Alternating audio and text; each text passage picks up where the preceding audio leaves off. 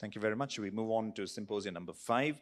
And may I request my professor of medicine, Professor Vivekanand sir, and Professor Venkatesh, professors of medicine, to take on to the stage, please, to the next session.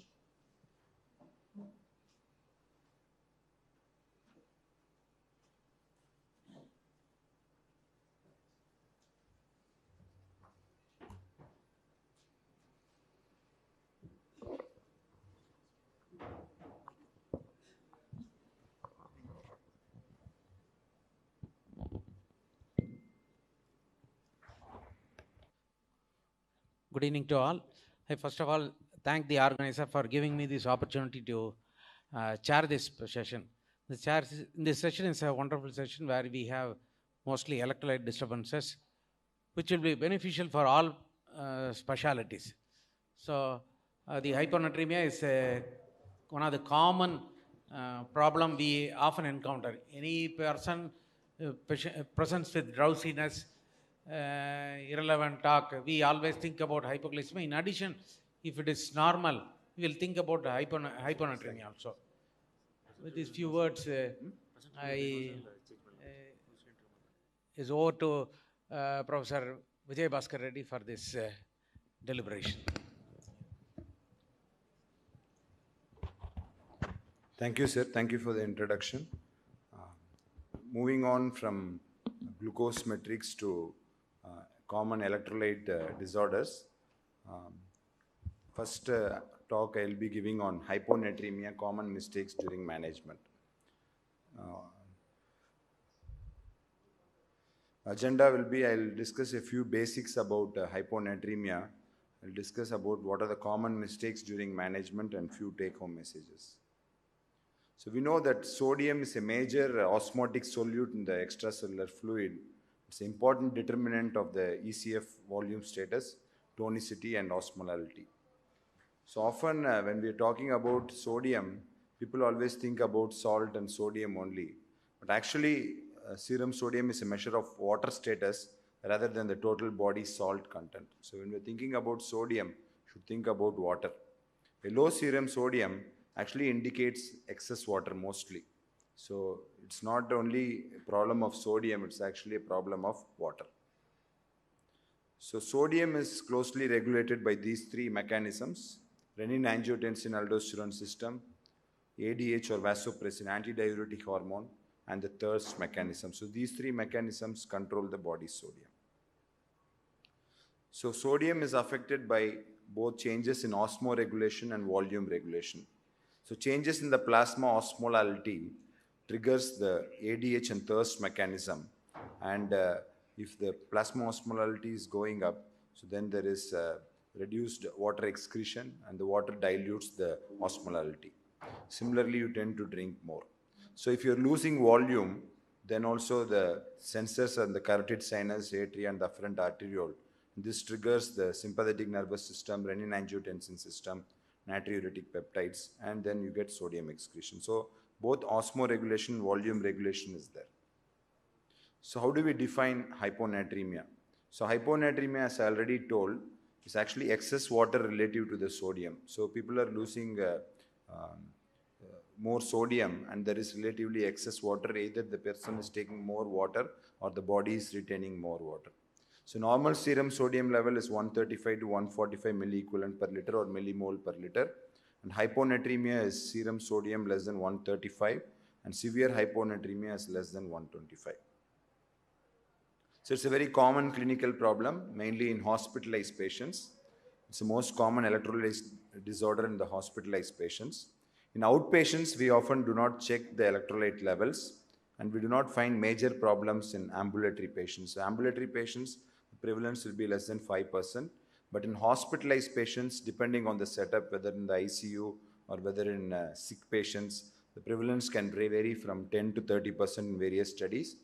And hyponatremia is a bad prognostic indicator. It can increase the morbidity and mortality.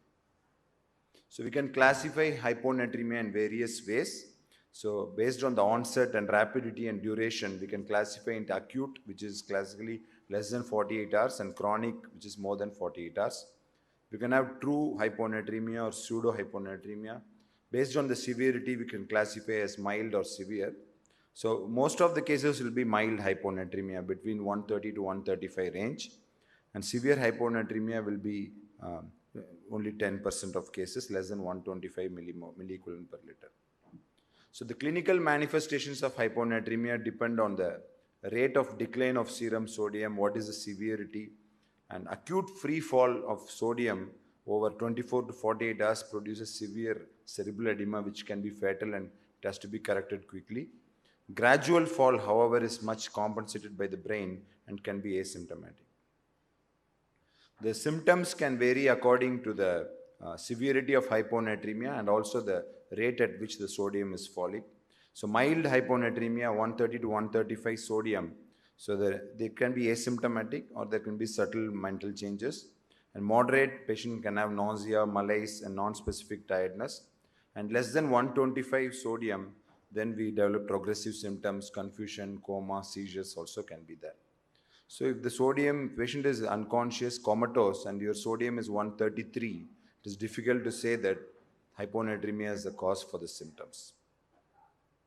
So recap of the relevant physiology, hyponatremia is less than 135 milliequivalent per liter. It is not a diagnosis per se. So it can be due to various causes. Always we should see sodium along with water balance. Hyponatremia is most often due to relative water excess rather than sodium loss. Irrespective of the cause, hyponatremia, if severe and rapid, it causes cell swelling or cerebral edema. On the other side, if you correct the sodium too quickly, especially in chronic setting, then you'll end up in this condition called osmotic demyelination syndrome. So you have to be careful. So why are we concerned about hyponatremia? So if it is acute fall in the plasma sodium, so the water content in the blood increases and the water enters the cells. So you get swollen brain cells and intracerebral edema. And if you correct the sodium fast, then the same fluid comes out from the brain cells, you can get osmotic demyelination. So you should not allow rapid changes in the sodium. So what are the practical issues faced during management? The previous technology of sodium measurement was flame photometry. Nowadays we have ion electrodes which are much accurate and which can be more dependable. Another issue which I want to discuss is many labs may not be reliable. So if you're not confident of the lab in which you're getting, it's always preferable to repeat a serum sodium because many labs may not give accurate reports. In ICU, you will get a ABG report with so many parameters. So in that, sodium report is less reliable, so you cannot depend on the ABG serum sodium value. Hyponatremia, as I already told, it's a major solute. It's associated with low osmolarity. So pseudo-hyponatremia is where the osmolarity tends to be normal or high, like hyperglycemia. So osmolarity has to be calculated to accurately manage the sodium levels. We can do either calculated versus measured osmolarity. So how do we approach the patient? First, we have to look at how is the patient, whether the patient is symptomatic or asymptomatic. Is it acute or chronic? Is it volume depleted or volume replete? And whether we need to treat fast or slow. So the first step is confirm the low serum sodium levels, especially if you're not confident of the lab and it's not matching with the patient. And we have to take a detailed history, especially other medical illness, like some endocrine causes can cause hyponatremia, then any CNS causes, lung causes, drugs. So this history has to be taken properly. After that, we can calculate a serum osmolarity, and we need to do a clinical assessment of the volume status, and we can do urine sodium. Based on this, we can come to a conclusion what is happening with the sodium.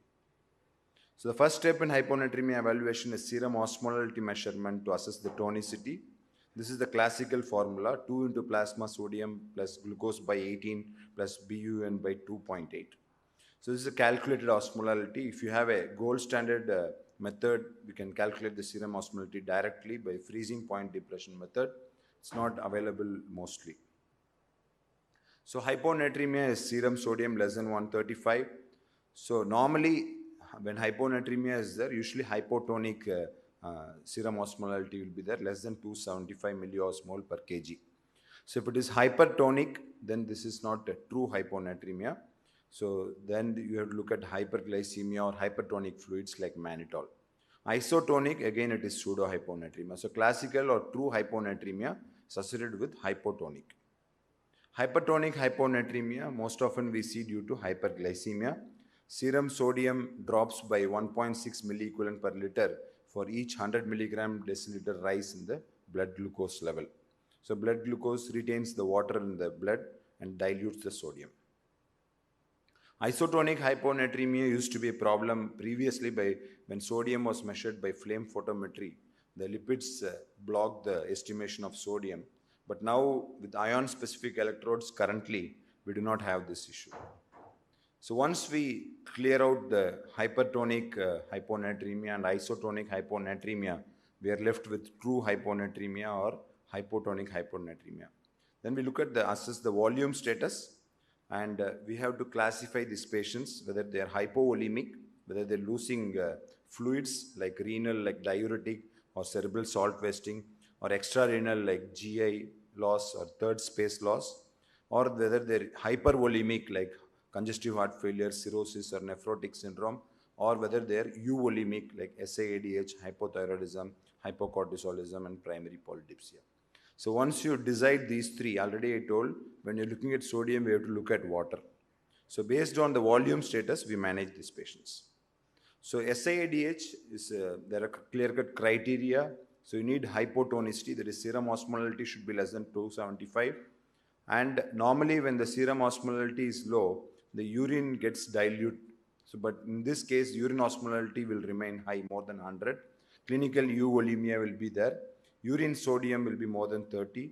And it's a diagnosis of exclusion. You have to exclude adrenal, thyroid, and renal insufficiency. No recent diuretic use should be there. And additional criteria are there.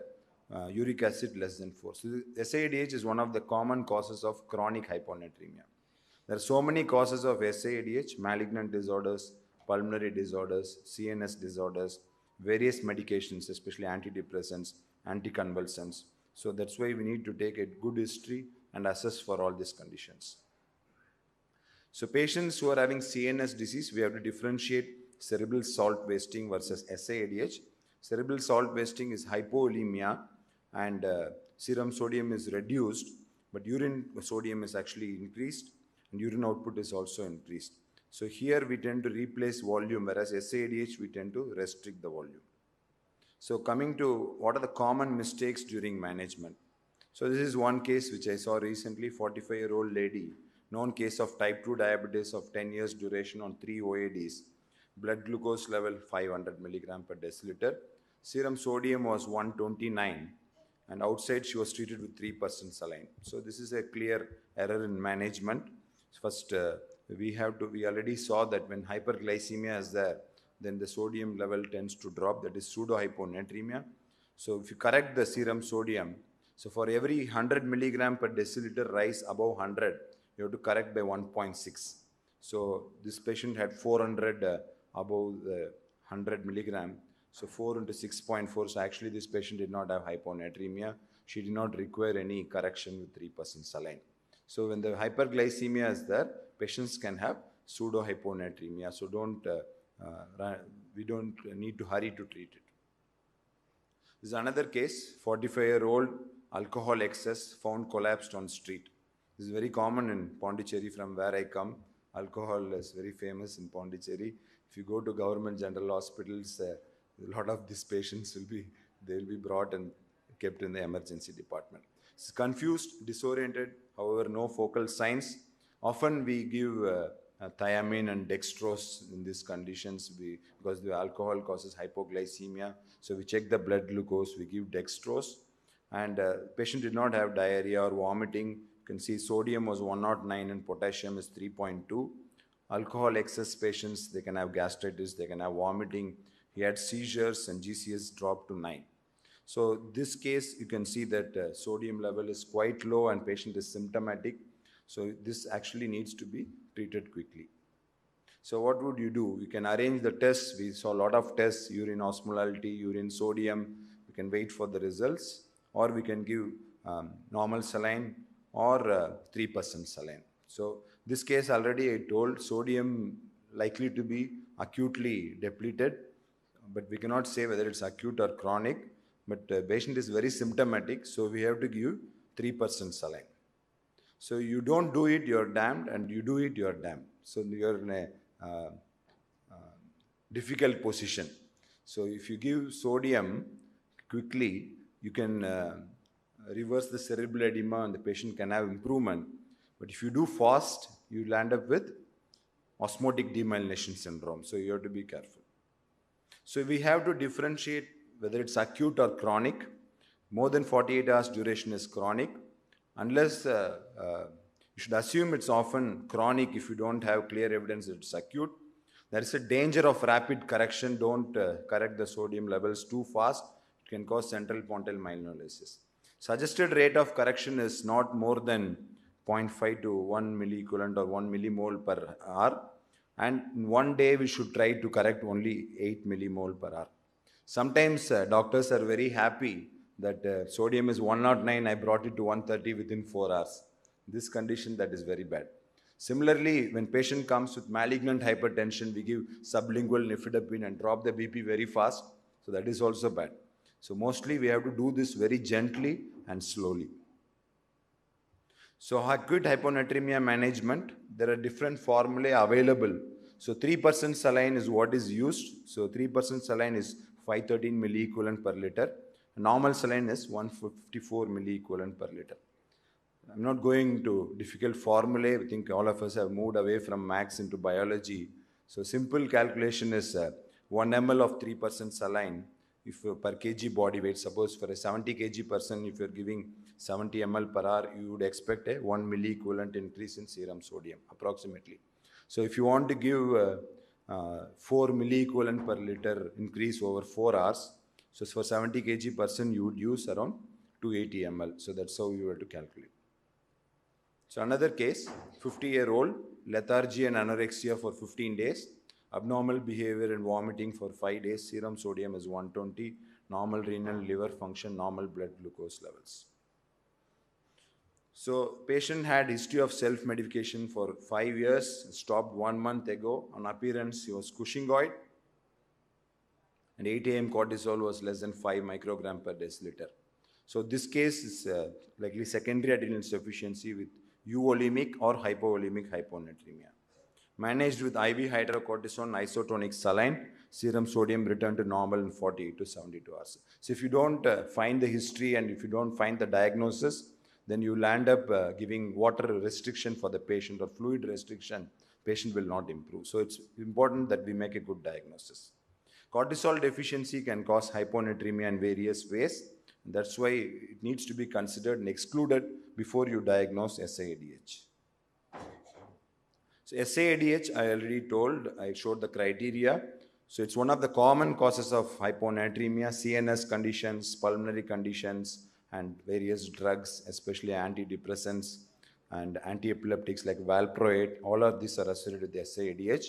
Treatment is fluid restriction to less than 1 liter per day. Identify the cause. And we have newer drugs called aquaretics. Instead of diuretics, we have aquaretics, where only the pure water is lost through the urine. They are tolvaptan. So aquaretics can be considered in confirmed SAADH once you exclude the other diagnosis, especially when patient is symptomatic, sodium less than 125, and not responding to fluid restriction. So take-home message, how to avoid common mistakes in hyponatremia management. Confirm low serum sodium less than 135. If you are not confident of the lab from which the report is coming, please repeat it before you embark on treatment. Exclude pseudohyponatremia. Acute symptomatic hyponatremia, you need to correct it fast in the initial 2 to 3 hours. But you should also be cautious. Avoid rapid correction. There is risk of osmotic demyelination. So you have to maintain the balance very properly. Make a good diagnosis based on the volume status and history of the patient. Rule out endocrine causes where appropriate. Detailed drug history is required. Water restriction is needed for euvolemic and hypervolemic patient. But all the patients you cannot do water restriction. You have to pick up the hypovolemic patients where you would not do water restriction. In fact, you would give fluids. Thank you.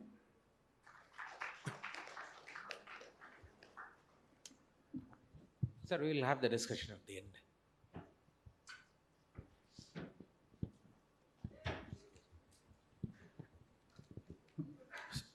So next we invite Dr. Sivanarul Selvan, eminent endocrinologist, for deliberating on hypokalemia evaluation.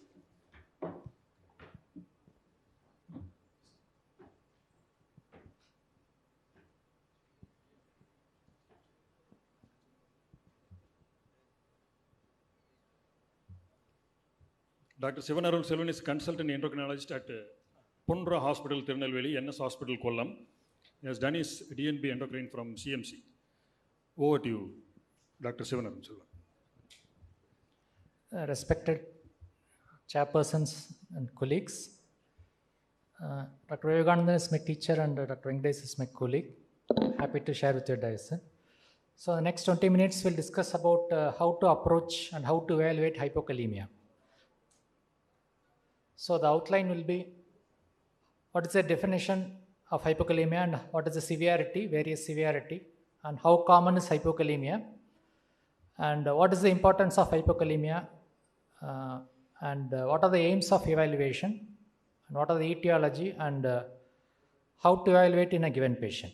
I will not be covering treatment for want of time, so I will stop with the evaluation. But you may be asking what endocrinologist is talking about hypokalemia. Most of the causes is like diuretic use, vomiting, diarrhea. What does endocrinologist have to do about hypokalemia? I'll tell you how most of the causes are related to aldosterone or renin-aldosterone axis. Some could be primary endocrine disease, or even in non-endocrine causes like vomiting, diuretic use, it is the aldosterone causing hypokalemia, even though the cause may be GI cause or diuretic.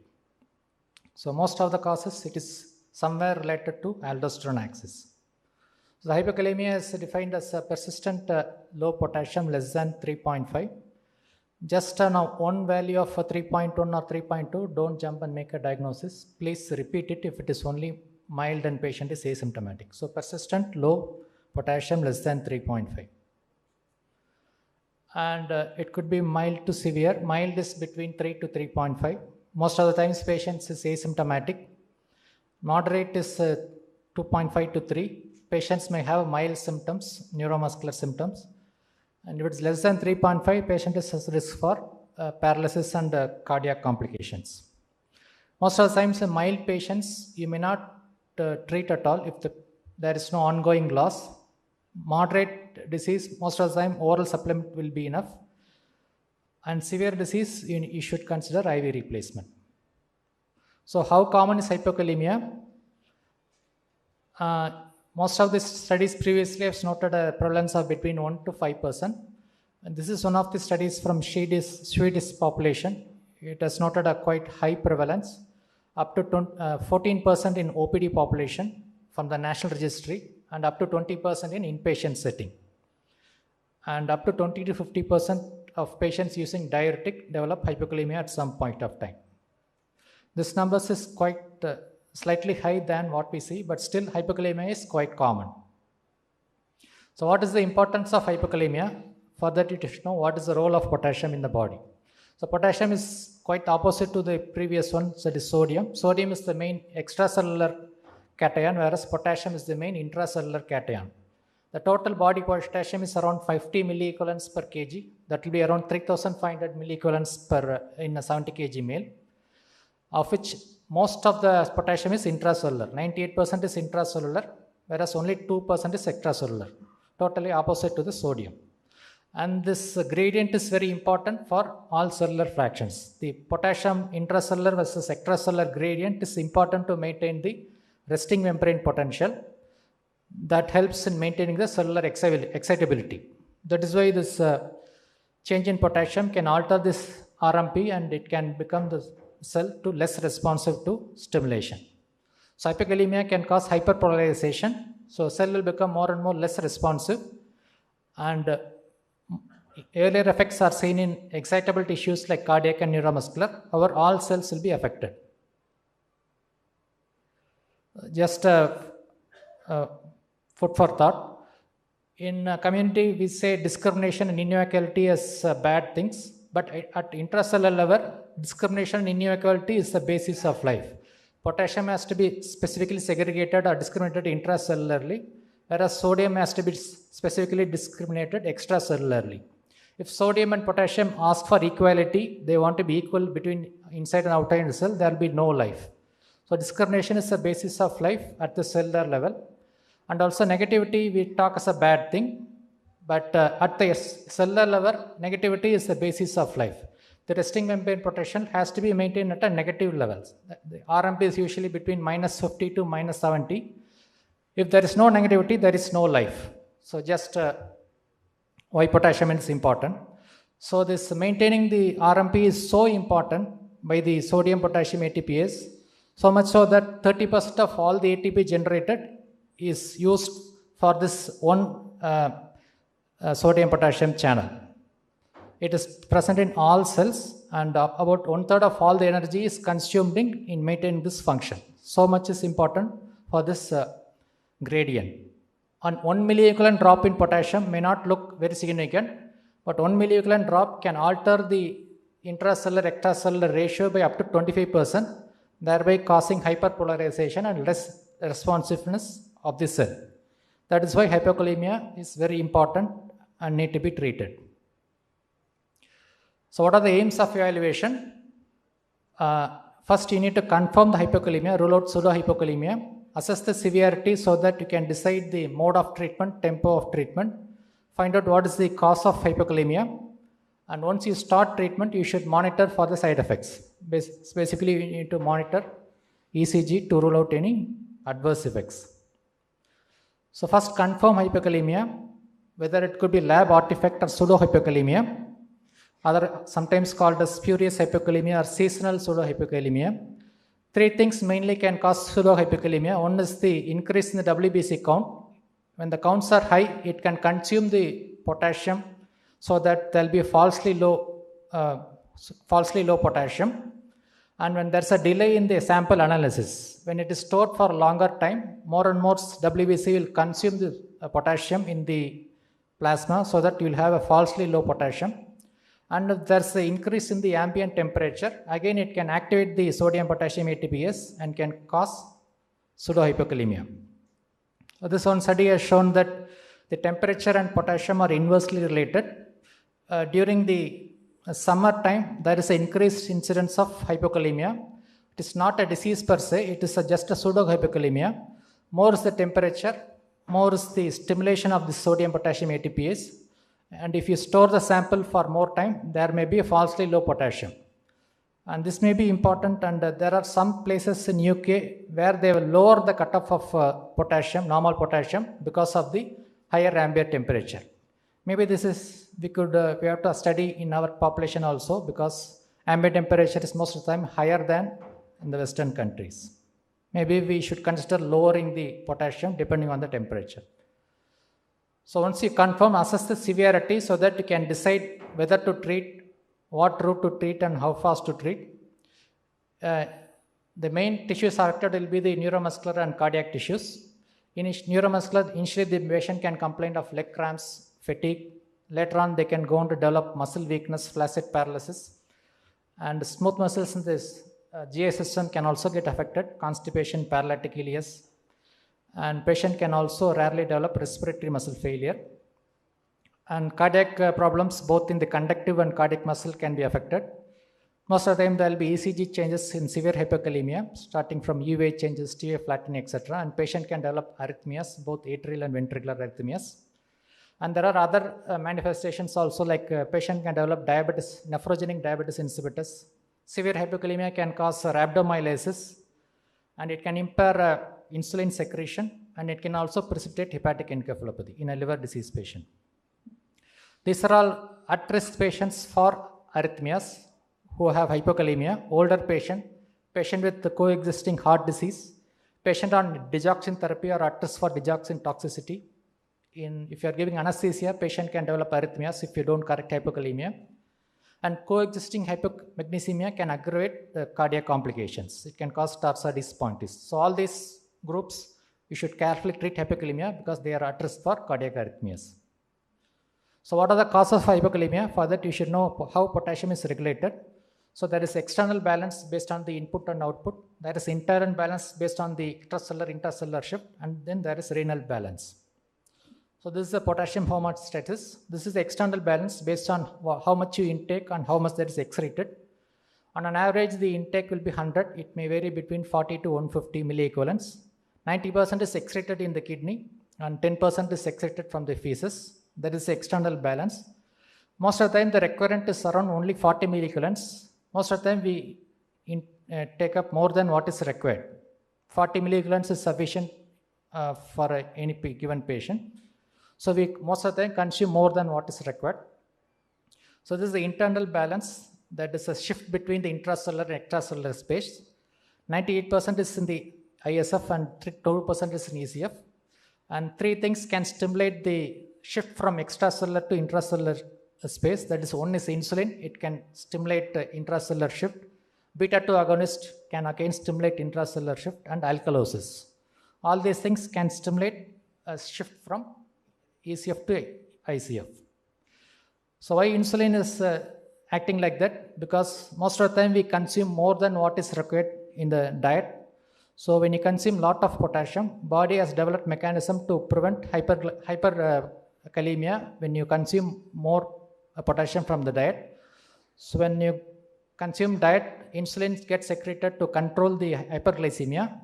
So also it stimulates potassium shift to the intracellular space so as to protect from developing hyperkalemia due to diet. And lastly, there is renal balance. That is a final important mechanism whereby it maintains the total body potassium. So the renal balance is the ultimate important thing to maintain the total potassium balance. And the main site of regulation is distal nephron. And renal balance is not by absorption, actually it is by excretion. What I mean is that most of the potassium is absorbed in the proximal tubule and the loop of Henle, but ultimately kidney regulates the body potassium by secretion. If there is a lot of potassium in the body, distal nephron will secrete more so that it prevents hyperkalemia. If there is hypokalemia, distal nephron will decrease the secretion. So ultimately the regulation is by secretion from the distal nephron. That is the DCTN collecting duct. And the main cell is the principal cell in the collecting duct. And the main hormone is the aldosterone. So the body is more tuned to protect us from hyperkalemia because we consume more than what is required. That is why the preservation is less perfect. It is more tuned for excretion. So there will be some amount of obligate loss in the kidney, and if the patient is not taking orally, by 2 to 3 days he will develop hypokalemia. So causes, these are the causes: either it is a decreased intake, increased GI or renal loss, or intracellular shift. Decreased intake, as I said, it is available in most of the foods, and we most of the time consume more than what is required. So it is an uncommon cause if the patient is taking orally. But rarely it can occur, especially in alcoholic patients, patients with severe eating disorders, or post-op patients who are kept in nil orally, or TPN patients. Increased GI loss, it can be due to either chronic diarrhea, laxative abuse, vomiting, or some gastric fistulas, etc. Increased renal loss is one of the most common causes, and the main mechanisms which increase the renal loss is: one is aldosterone. It can stimulate the renal secretion, and the potassium in the diet or potassium in the blood. If there is hyperkalemia, there will be more renal loss. And distal sodium delivery. So if there is a lot of sodium reaching the distal nephron, there will be more potassium excretion. That is one of the mechanisms by diuretic. The diuretic causes hyperkalemia because there is more distal sodium delivery, and because the distal nephron tries to absorb more sodium, there will be collateral damage, more potassium will be excreted, and increased urinary flow rate like uncontrolled diabetes can also cause hyperkalemia.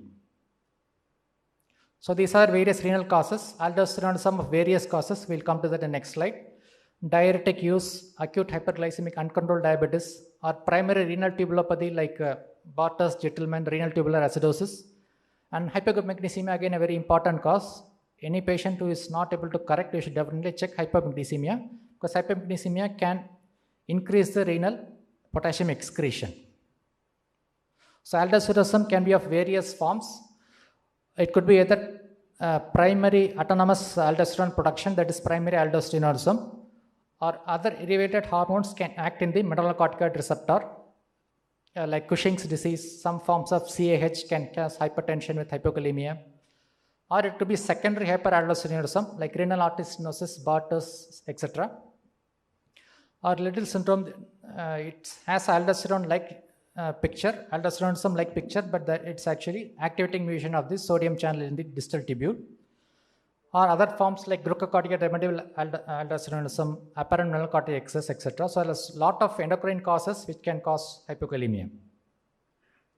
And only word of caution, even though primary aldosteronism can cause hypokalemia, most common presentation is normokalemia. Only up to 1/3 of the patients may have hypokalemia. So just because the hypertensive patient does not have hypokalemia, don't disregard the diagnosis. Still it could be primary aldosteronism. And thirdly, the third cause is the intracellular shift. Three things, that is insulin, beta-2 agonist, and alkalosis can cause intracellular shift.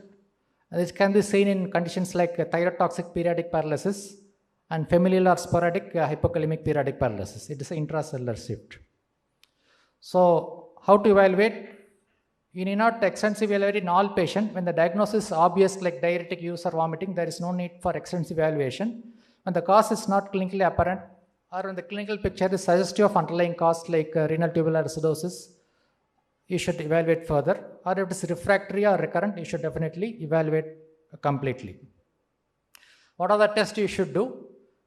Main evaluation will rest on the urinary potassium excretion. We will come to that in the next slide.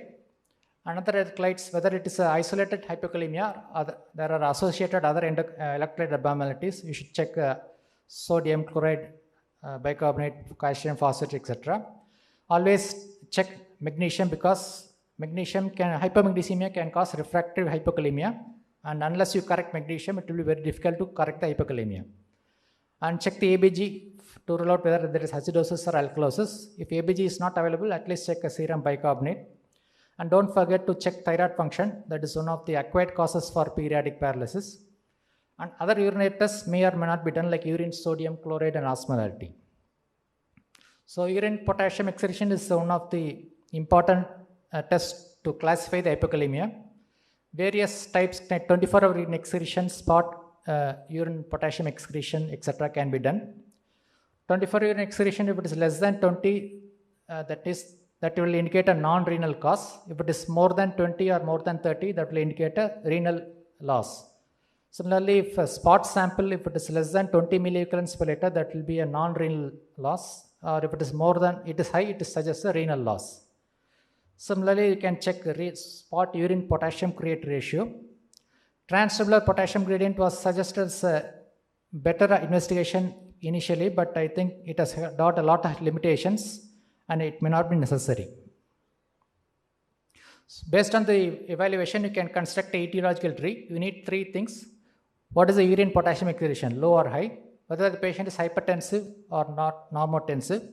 Whether the patient has acidosis or alkalosis. Based on that, you can do further test.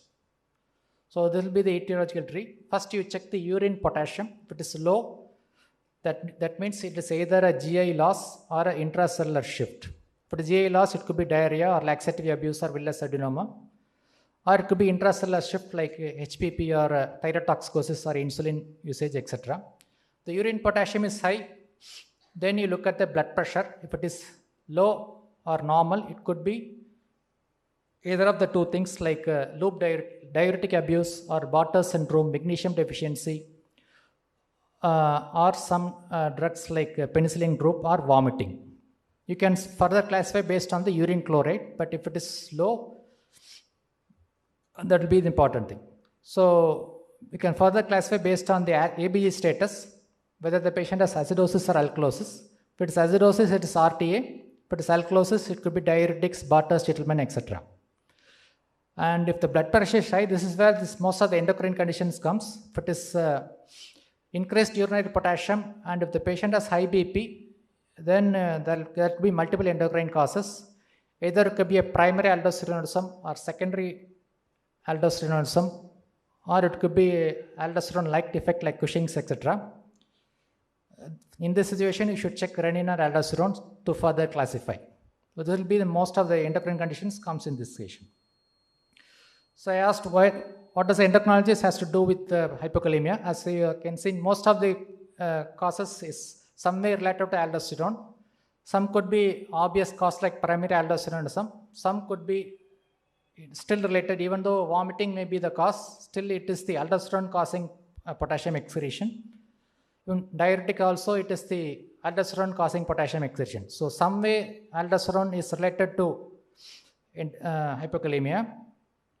So hypokalemia, even though we may not like it, hypokalemia likes us, so we cannot avoid. So what to do and when to seek referral? So look for obvious clinical causes. If it is obvious, just replace and no need to do extensive evaluation. And look at the drug chart because diuretic is one of the common causes. And don't jump and label everything as HPP. Complete workup if it is persisting. Seek endocrine referral, especially if the etiology is not clear and specifically if it is associated with hypertension, because that is where the endocrine conditions come in. So thank you. We'll stop with this.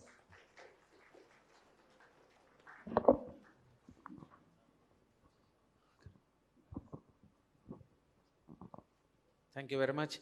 We'll go to the last topic of this session. Hari Kumar, the consultant endocrinologist from Hyderabad. Approach to a case of tetany.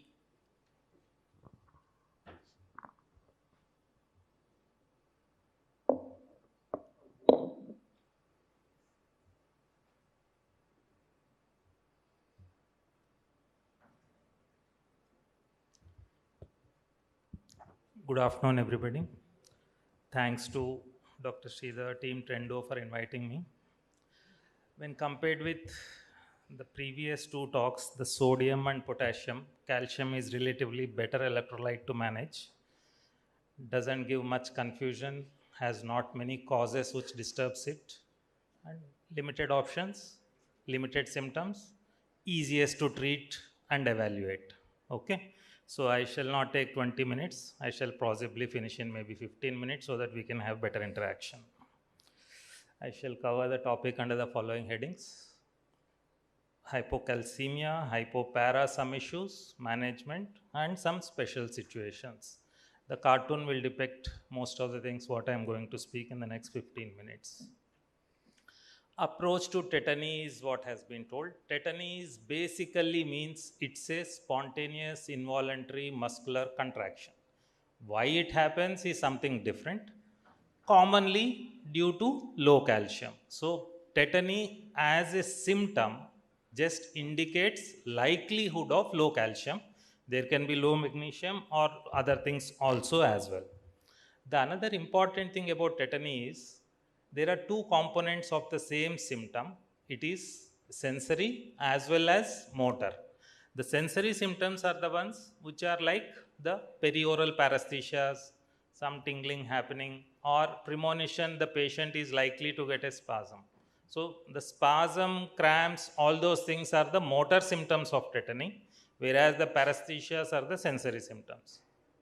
Some of the patients may just have symptoms sometimes and not completely evident, which is known as a latent tetany, where you have to do some stimulatory tests, clinical stimulatory tests, to find out whether they have the tetany or not.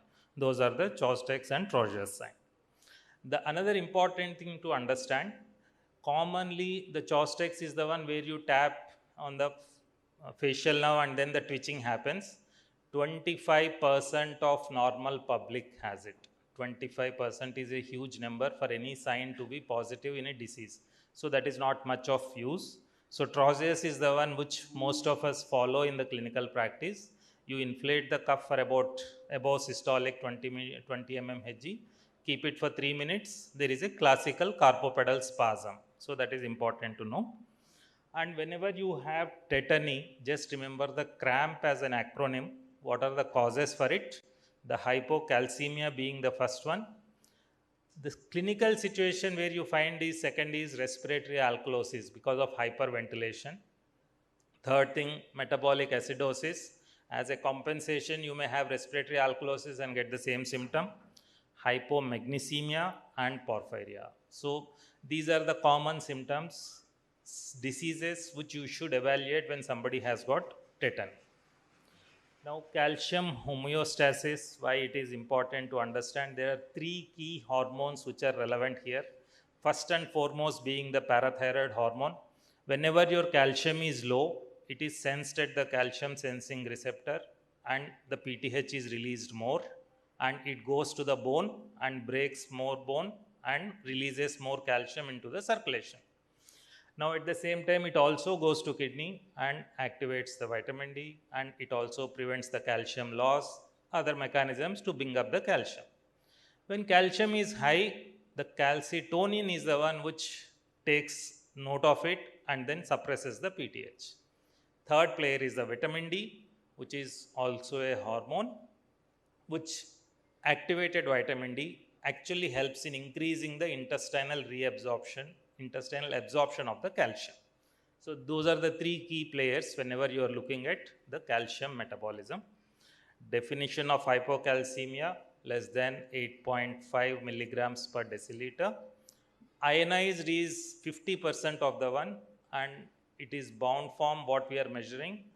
Conventionally now, by and large, most of the labs are checking ionized calcium. There are some issues about the calcium measurement. You have to look at the albumin also. There is something known as a corrected calcium to correct for the serum protein. But to circumvent all this, most of the labs now do the ionized calcium also. The etiology of hypocalcemia, very busy slide, not need to know anything much in this. Only thing, on your left, there are plenty of genetic reasons, causes which cause hypopara. And the post-surgical hypopara is the commonest cause of the hypocalcemia, hypomagnesemia also. And you have non-PTH mediated. On to your right side are some of the commonest causes, that is the vitamin D deficiency and malabsorption. Nothing much to know. The epidemiology of hypopara is actually not documented in India. This was our study which we published few years back in Clinical Endo. It is reasonably rare, 2.6 per 1 lakh patient year follow-up. Now, what are the clinical features of hypocalcemia? If you can see, the acute ones are what we have already discussed about the muscular, the cramps, spasms, all those things. And you have other systemic involvement. These are more applicable in a chronic hypocalcemia segment. Maybe you can have some of these cataracts, basal ganglia calcification, prolonged QT interval is seen in more acute setting. So you can have a various acute as well as chronic manifestations in presence of hypocalcemia. The spontaneous contractions are the ones which are actually the problem to the patient. The laryngeal spasms, stridor, severe colicky pain abdomens, those are some of the life-threatening situations. These clinical clues are more relevant in a syndromic hypoparathyroidisms, the commonest being the Digeorge syndrome, which is you can remember it by the catch-22 acronym. And for the pseudo hypopara, you have what is known as the Albright's hereditary phenotype, round face, some flattish about the nasal bridge, brachydactyly, all those things. But these are very rare, not need to know much about them. We will go to the investigations, which are first and foremost, obviously the serum calcium, which is corrected to the albumin, which is prevalent. If not, do the ionized calcium. Whenever you are looking at calcium, you should look at magnesium also associated, and the other electrolytes. Creatinine is an important one, alkaline phosphatase, vitamin D, and PTH. These are the battery of tests which will tell you what the patient has got, what disease. I'll show you in the approach. And some other investigations as a follow-up depending on what the patient is likely to have, or maybe if you have found some family members or some other issues, maybe that is the time you look for extended screening. Here I'll spend about few minutes. This is the basic approach to hypocalcemia. Whenever somebody comes with hypocalcemia, first you confirm actually it is a hypocalcemia. look at the setting. Is it acute or chronic? Because you cannot keep on evaluating without management. These are some of the situations where your evaluation should run parallel to your treatment also. And the first and foremost is you look at GFR, the parathyroid hormone, and the phosphate and magnesium. If you have low GFR, that is, there is evidence of CKD, there is definitely a hypocalcemia, and because of a chronic kidney disease, so that is a different subset altogether. So GFR will give you that clue. If suppose you have normal GFR, then you look at the PTH, whether you have a high PTH or low or normal PTH. And here you have a patient may have high phosphate, low calcium, and the low or normal, inappropriately normal PTH. This is the classical of hypoparathyroidism, which is what I am going to talk about in the management. And if somebody may have high PTH, we'll go to that. That is typical biochemical spectrum of hypopara, but your PTH is normal or high. That is basic, simple pseudo hypoparathyroidism. Other reasons for it.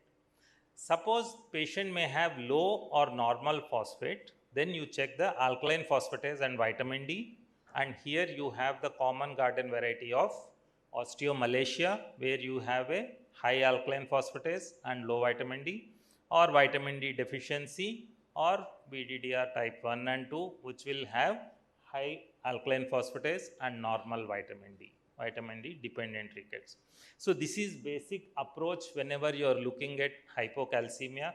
What I have highlighted in the yellows are the ones which are the common conditions: CKD, hypopara, vitamin D deficiency, pseudohypopara, and osteomalacia. These are the common things what we see in the clinical practice.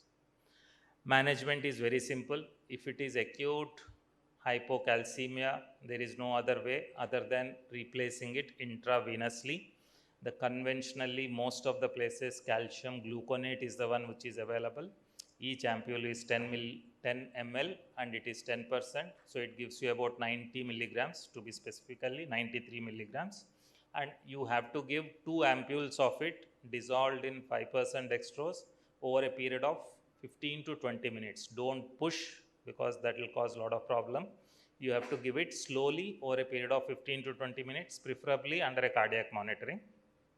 As parallelly, when you are giving a acute management, you have to give a long-term infusion of the next 8 to 12 hours. Maybe you can infuse about 5 to 6 ampules again over a period of next 10 to 12 hours.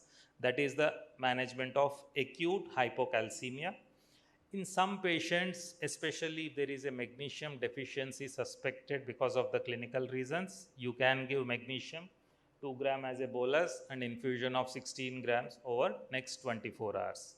The only difference what you need to know is acute magnesium replacement will not correct the clinical symptoms so fast as what the calcium would correct. Chronic infusion we have already talked about. The chronic management is where actually the hypopara maximum people have problems, and adequate dietary supplements, and you should always ensure that patient doesn't take much of phosphate containing things in the diet, because this phosphorus binds to calcium and prevents the absorption. Commonly we use calcium carbonate for the sake of more availability of elemental calcium, 40%, than when compared with citrate. But only thing being, calcium carbonate requires a acidic medium, so you have to take it along with the meal, whereas citrate, you don't require a acidic medium, it can get absorbed either way. It is to be given 1 to 3 grams in 3 to 4 doses. Vitamin D you require calcitriol 0.25 to 2 micrograms per day. And whenever you are using high calcium dose, there is risk of hypercalciuria and kidney stone formation. So to prevent that, you give thiazides. Some phosphate binders also may be given along with the diet to prevent the loss of calcium. And you require regular monitoring of all the calcium, phosphorus, at least 3 to 6 monthly to prevent any complications. What are the complications of therapy? As I said, hypercalciuria, and the only way to address is giving hydrochlorothiazide. Nephrolithiasis and the CKD and progression of soft tissue calcifications. The basic rule is to reduce calcium, but the moment you reduce calcium, the patient will start having symptoms of paresthesia coming up, or some working people will find holding things, all those complaints will start coming. So there comes the management of PTH. The only hormonal diagnosis where we know the deficiency of the hormone but still don't use the hormone so commonly is hypopara. For any other hormonal deficiency, we use hormone as a replacement and that solves the problem. PTH, unfortunately, is not so much practiced, but these are the indications why you should use PTH, especially if somebody has got unresponsive, less improvement with the use of calcium and vitamin D, propensity to develop nephrolithiasis or history of nephrocalcinosis, calcium phosphate product more than 55, or requirement of high dose calcium. All these patients, you should be using PTH in the clinical practice. Erstwhile, the teriparatide, which is the 1:34 amino acid, was the only thing available for the management in the hypopara. Now you have the full length PTH molecule of 1:84 amino acids, but full length is quite exorbitant cost, which is, I'm not sure it is available in India, but abroad it is just launched few years back. Because of the issues concerning PTH in the management of hypocalcemia, you had to use it twice daily. It's a short half-life, but the benefits are it will reduce the dose of calcium, it will improve the symptomatic management symptoms on the patient. Some of the clinical pitfalls, especially whenever you are looking at managing hypocalcemia, is corrected calcium, as what has been described by the previous speakers. The electrolytes, unless the lab supports you or lab is in sync with the patient, please don't jump on to treating. You recheck and recheck. Both have to match, then only you should start management. Hyperventilation, earlier days we used to advocate rebreathing masks, that metabolic respiratory alkalosis as the commonest cause of tetany in the clinical practice, especially young females or young people who come with the carpopedal spasms. The rebreathing masks are not much used nowadays. It is just reassuring, and maybe a dose of benzodiazepines would help. Ionized calcium, whenever you are estimating in the sample, it should be estimated within 2 hours of drawing the sample. And in these 2 hours also, the sample has to be maintained in a cold chain. So that is important to know. Another important, unlike acute hypocalcemia, chronic hypocalcemia may not be much symptomatic. Patients may have actually 7 to 8 milligrams per deciliter of calcium and they may not have much symptoms. So a chronic, the body adjusts, the hyperexcitability of the nerves is not much, so be very clear about it. ICU, neonate, I'll speak later. Infusion of calcium, preferably central line, in 5% dextrose and no phosphate for the risk of bindings. 3 different settings. Post-surgical, as I said, is the commonest one, that is post-thyroidectomy hypocalcemia. Permanent hypopara is seen in only about 2 to 3%. These are the risk factors why patients develop pre-existing vitamin D deficiency, large goiter, females, and any bleeding in that during operation, which would affect the blood supply of the parathyroid, or a drop of 1 milligrams within 12 hours after surgery also is a risk factor. Drug induced, you have plenty of drugs which can commonly lead to a hypocalcemia. One is a pseudo hypocalcemia because of gadolinium, and commonly used drugs which are like bisphosphonates, anti-epileptic drugs. All these things you should be worried or you should be vigilant about replacing calcium. Neonatal hypocalcemia is also another different spectrum. Causes remain almost the same, except that the genetic causes come higher up here. Definition varies from term babies to preterm babies. The replacement is almost the same. It's a weight-based replacement. Again, you need to rule out the hypomagnesemia, hypopara, and one relevant related condition is a maternal untreated hyperparathyroidism can be picked up by a neonatal hypocalcemia. Actually, your calcium is set point, more transferred, and the baby, the moment he is delivered, there is a hypocalcemia. So there are few case reports where because of the neonatal hypocalcemia, the maternal hyperpara is picked up at a later date. We are in the era of COVID, so my penultimate slide about COVID and hypocalcemia, because nowadays you can't get out without speaking COVID. So there is some osteometabolic phenotype of COVID-19 also has been described.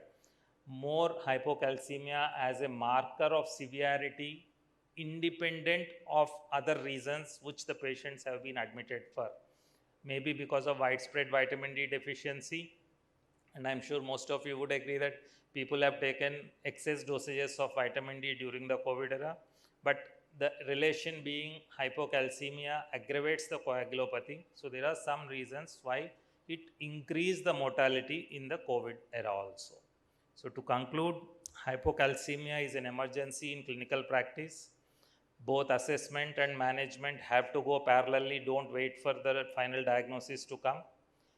Both acquired and genetic etiologies have to be identified, and beware of the clinical pitfalls in the management. And objectives are very simple: elevate calcium without having any complications which are likely to be due to hypercalciuria. Calcium, vitamin D, hydrochlorothiazide and PTH remain the mainstay of management. Close monitoring and dynamic management helps in improving the quality of life of these patients. I have finished here. Any questions or comments? Now the session is open for discussion.